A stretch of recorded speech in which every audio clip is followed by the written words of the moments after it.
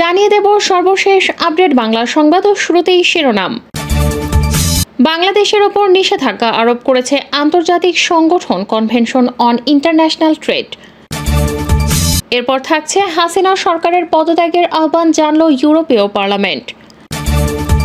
সবশেষে দেখবেন হাসিনা সরকারকে হঠাৎ করে আমেরিকা জাতিসংঘের কঠোর চাপ, পদত্যাগ করতে বাধ্য থাকছে বিস্তারিত প্রতিবেদনে। এতক্ষণ শুনছিলেন সংবাদ শিরোনাম, এখন থাকছে বিস্তারিত। বাংলাদেশের ওপর নিষেধাজ্ঞা আরোপ করেছে আন্তর্জাতিক সংগঠন convention on international trade in danger species of fauna and flora বা সাইটেস। সুইজারল্যান্ডের জেনেভা কনভেনশনের ৭৭তম সভায় সংস্থাটির স্থায়ী কমিটির সদস্যদের সম্মতিতে এই নিষেধাজ্ঞা আরোপের সিদ্ধান্ত হয়। ফলে বাংলাদেশ থেকে সাইটিস নির্ধারিত আর কোনো পণ্য রপ্তানি করা যাবে না। আন্তর্জাতিক এই সংস্থাটির সদস্য দেশগুলোকে বাংলাদেশের ওপর নিষেধাজ্ঞা আরোপের বিষয়টি অবগত করে সাইটিসের নিয়ম মানার আহ্বান জানিয়েছে। পাশাপাশি তারা বেশ কিছু সুপারিশও করেছে। মার্কিন নিষেধাজ্ঞার ব্যাপারে ওয়াশিংটনে অবস্থিত বাংলাদেশ দূতাবাস সরকারকে সতর্ক করেছে। রিপোর্টটি প্রকাশের সময় নির্দিষ্ট করে বাংলাদেশের শ্রমিক শোকে উদ্ধৃত করেছেন যুক্তরাষ্ট্রের পররাষ্ট্রমন্ত্রী এবং ভারপ্রাপ্ত শ্রম বিষয়ক মন্ত্রী। এই মেমোরেন্ডাম অনুযায়ী শ্রম বিষয়ক ইস্যুগুলোতে সরাসরিভাবে প্রভাব বিস্তার করতে পারে যুক্তরাষ্ট্রের পররাষ্ট্র বিষয়ক মিশনগুলো। এই নীতির ফলে অনেক অভ্যন্তরীণ ইস্যুতে হস্তক্ষেপে আগ্রহী মার্কিন কূটনীতিক বা মিশনগুলো উৎসাহিত হতে পারে। দৃশ্যত যদি তারা মনে করে বা বিশ্বাস করে যে শ্রম অধিকার লঙ্ঘিত হচ্ছে, তাহলে এই সুযোগকে যে কোনো ব্যক্তি, প্রতিষ্ঠান বা রাষ্ট্রীয় পর্যায়ে আরোপ করা হতে পারে।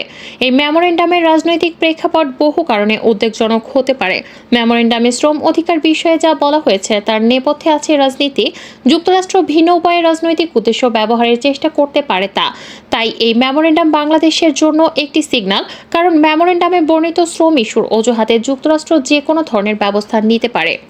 বিএনপির জন্য মার্কিন রাষ্ট্রদূত পিটার হাস নতুন কি বার্তা নিয়ে এলেন তা নিয়ে চলছে আলোচনা। তবে কানাঘোষা আছে যুক্তরাষ্ট্রের পক্ষ থেকে নতুন বার্তা নিয়ে এসেছেন পিটার হাস।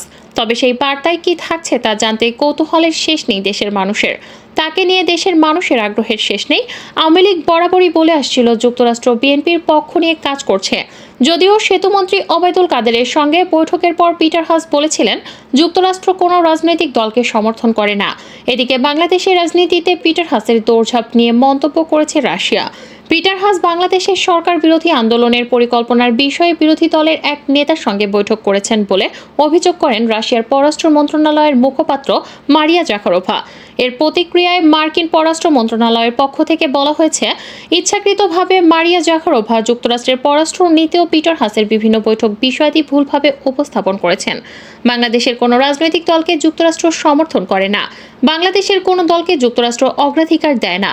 তবে এখনও বাংলাদেশের মার্কিন তাগিদ ও ভিসা নিষেধাজ্ঞা জারি রয়েছে।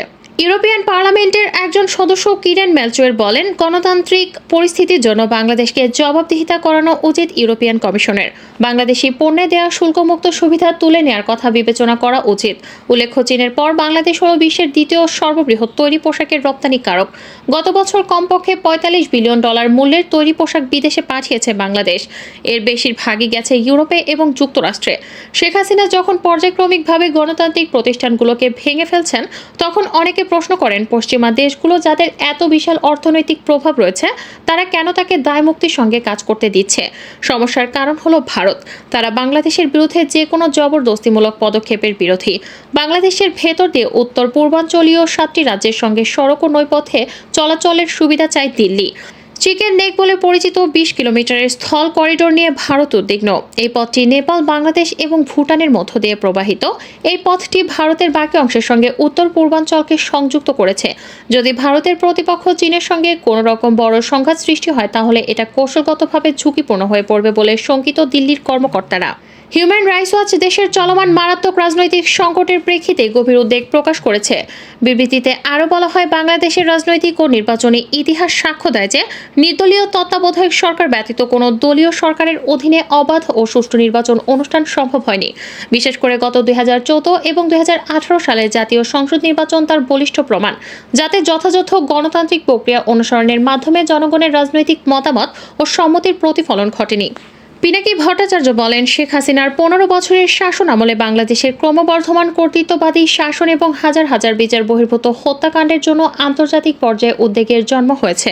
এদিকে বাংলাদেশের চলমান রাজনৈতিক ইস্যু নিয়ে আবার আলোচনা হয়েছে জাতিসংঘের নিয়মিত প্রেস ব্রিফিংয়ে, যেখানে বাংলাদেশ বিশ্বাসযোগ্য ও অংশগ্রহণমূলক নির্বাচনের আহ্বান পুনরায় ব্যক্ত করেছে আন্তর্জাতিক এই সংস্থাটি। মার্কিন সরকার ঘোষণা করে বাংলাদেশে গণতান্ত্রিক নির্বাচন প্রক্রিয়াকে ক্ষুণ্ণ করার জন্য দায়ী বা জড়িত যে কোনো ব্যক্তি এবং তাদের নিকটবর্তী পরিবারের সদস্যদের ওপর ভিসা বিধিনিষেধ আরোপ করা হবে। মার্কিন যুক্তরাষ্ট্রের পদক্ষেপের মধ্যে এই ঘোষণাটি সর্বশেষ, তবে আওয়ামী লীগ সরকার এ দাবি মানতে পারেনি, বরং বিএনপি নেতাদের বিরুদ্ধে দমনপীড়ন জোরদার করেছে। বাংলাদেশের অগণতান্ত্রিক বা স্বৈরাচারী সরকার নাগরিকদের দাবির প্রতি সাড়া না দেয় আন্তর্জাতিক সম্প্রদায় তাদের উপর চাপ দিচ্ছে। 2018 সালে প্রধানমন্ত্রী একটি সুষ্ঠু নির্বাচনের প্রতিশ্রুতি দিয়েছিলেন, কিন্তু বাস্তবে আগের রাতেই ভোট হয়ে গিয়েছিল। নির্বাচনে কারচুপি আজ অস্বাভাবিক কিছু নয়, আইনের শাসনের জন্য একটি শক্তিশালী কাঠামো তৈরি করতে সরকারের ধারাবাহিক ব্যর্থতার ফলাফল। প্রতিষ্ঠানগুলো স্বাধীনভাবে কাজ করে না। এই অন্ধকার পরিস্থিতির মধ্যে বাংলাদেশিরা তাদের দেশে গণতন্ত্র পুনরুদ্ধারের আশায় মার্কিন যুক্তরাষ্ট্রের দিকে তাকিয়ে আছে। অনেক বাংলাদেশি বিশ্বাস করেন যে দেশে গণতন্ত্র টিকিয়ে রাখতে মার্কিন যুক্তরাষ্ট্র গুরুত্বপূর্ণ ভূমিকা পালন করতে পারে। বাংলাদেশের সবচেয়ে গুরুত্বপূর্ণ বাণিজ্য অংশীদার এবং রপ্তানি গন্তব্য হিসেবে ঢাকার উপর যুক্তরাষ্ট্রের লিভারেজ রয়েছে। বাংলাদেশে মার্কিন যুক্তরাষ্ট্রের রাজনৈতিক প্রভাব সীমিত করতে চীন ও রাশিয়া একত্রিত হয়েছে। রাশিয়ার সুষ্ঠু নির্বাচনের জন্য শেখ হাসিনাকে চাপ দেওয়ার মার্কিন প্রচেষ্টাকে নির্লজ্জ হস্তক্ষেপ এবং একটি স্বাধীন দেশে নব্য ঔপনিবেশিকতা ও নির্লজ্জ হস্তক্ষেপের আরেকটি প্রচেষ্টা হিসেবে বর্ণনা করেছে। বাংলাদেশে নিযুক্ত চীনা রাষ্ট্রদূত ইয়াও ওয়েন বলেছেন, জাতীয় সার্বভৌমত্ব, স্বাধীনতা ও আঞ্চলিক অখণ্ডতা রক্ষায় এবং বহিরাগত হস্তক্ষেপের বিরোধিতা করতে চীন বাংলাদেশকে সমর্থন করে। হামাস জিম্মিদের মুক্তি না দিলে গাজার দক্ষিণাঞ্চলের রাফা শহরে স্থল অভিযান শুরু করা হবে বলে জানিয়েছে ইসরায়েল। আর এমন হুঁশিয়ারি দিয়েছেন দেশটির যুদ্ধকালীন মন্ত্রিসভার সদস্য বেনি গ্যান্টোস। বিদায়ী 2023 সালে বাংলাদেশের রাজনৈতিক সহিংসতায় 96 জন নিহত হয়েছেন।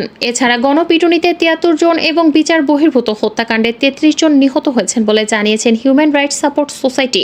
এক সংবাদ বিজ্ঞপ্তিতে HRSS জানায়, দেশের 12টি জাতীয় গণমাধ্যমে প্রকাশিত সংবাদ এবং HRSS এর তথ্য অনুসন্ধানী ইউনিটের তথ্যের ভিত্তিতে মানবাধিকার পর্যবেক্ষণ প্রতিবেদনে এ তথ্য উঠে এসেছে। সংস্থাটি জানায়, 2023 সালে উদ্বেগজনকভাবে রাজনৈতিক সহিংসতার 933টি ঘটনায় নিহত হয়েছেন 96 জন ও আহত হয়েছেন কমপক্ষে 9258 জন, যার অধিকাংশই ক্ষমতাসীন আওয়ামী লীগের আন্তর্কোন্দল, নির্বাচনী সহিংসতা এবং বিএনপির পদযাত্রা ও সমাবেশকে কেন্দ্র করে আওয়ামী লীগের পাল্টা শান্তি সমাবেশ কেন্দ্রিক সংঘর্ষে ঘটেছে। আইন প্রয়োগকারী সংস্থাগুলোর দ্বারা 8556 জন রাজনৈতিক কর্মী গ্রেপ্তারের শিকার হন। তাদের মধ্যে বিএনপি জামায়াতের 8277 জন। পাকিস্তান পিপলস পার্টি PPP এর চেয়ারম্যান বিলাওয়াল ভুট্টো জারদারি বলেছেন, আমাকে বলা হয়েছিল প্রথম 3 বছর তাদেরকে দিতে এবং পরের 2 বছর আমাকে প্রধানমন্ত্রী হতে।